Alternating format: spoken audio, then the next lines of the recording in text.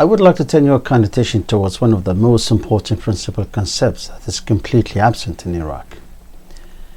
It is the justice. Unfortunately, there is no justice in Iraq.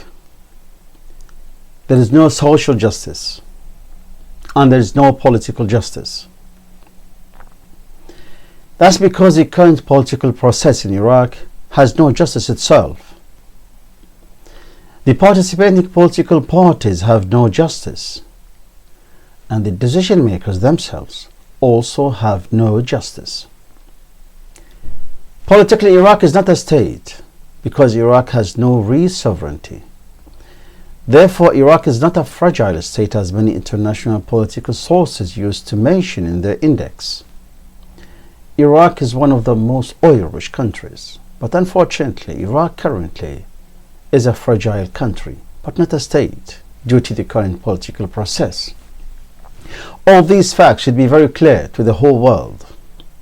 Social justice applies to fairness in wealth, opportunities, basic needs, and more.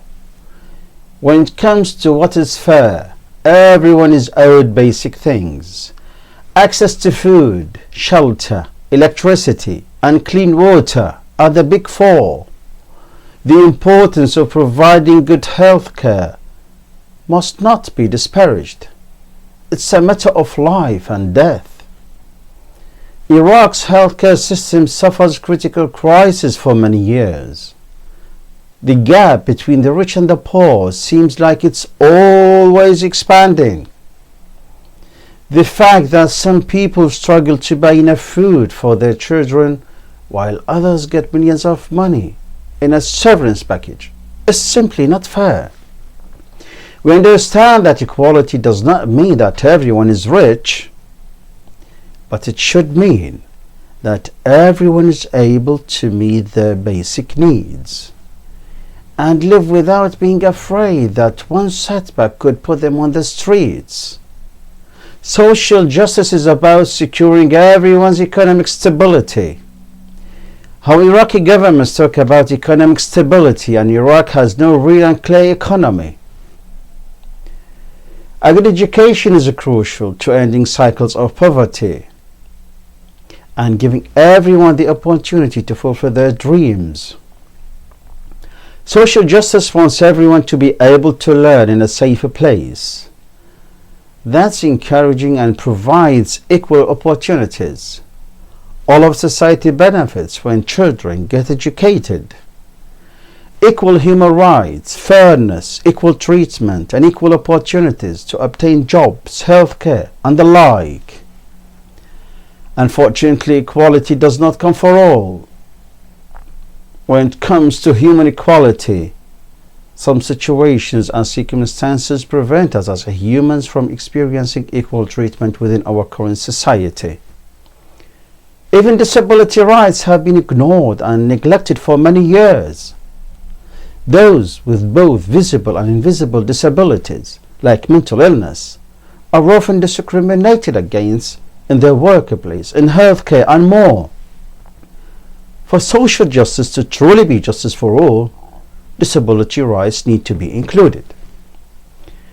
When social justice becomes something that is regularly practiced within our society, it brings us closer to putting an end to our tragedy that occurs so often. It's vital that decision makers understand the importance of the different types of justice. Decision makers, if there are, must understand the long-term consequences on communities if there is no social justice. But the truth that everyone must know: the decision makers in Iraq were and are important to deliver social justice to the Iraqi people due to their irrational and reckless policy. The Iraqi people want leaders and governments set out missions to build a country that works for everyone. They want to take back control of things that matter in their lives. They want a government that listens, understands, and is on their side.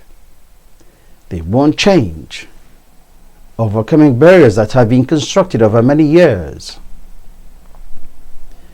the things that all governments didn't deliver since 2003, including the current government. They are the people who made real sacrifices over many decades. The next government must move beyond this agenda and deliver real social reforms across every layer of society. This is the change we need.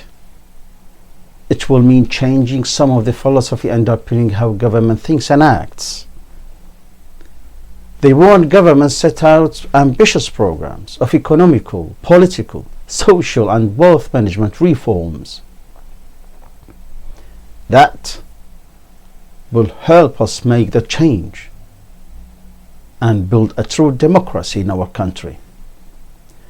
The whole world is invited to support the people of Iraq in putting an end to their tragedy.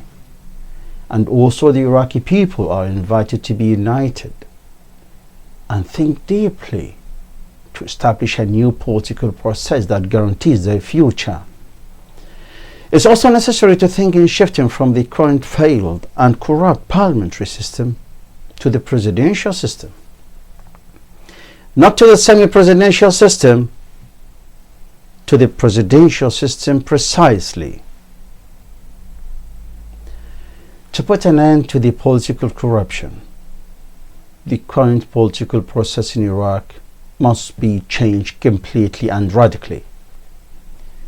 Iraqi people must begin a new political process with new political parties. Finally, two short messages I would like to deliver. The first one, to the political parties. Most of you are corrupt political parties, so whoever was part of the problem cannot be part of the solution.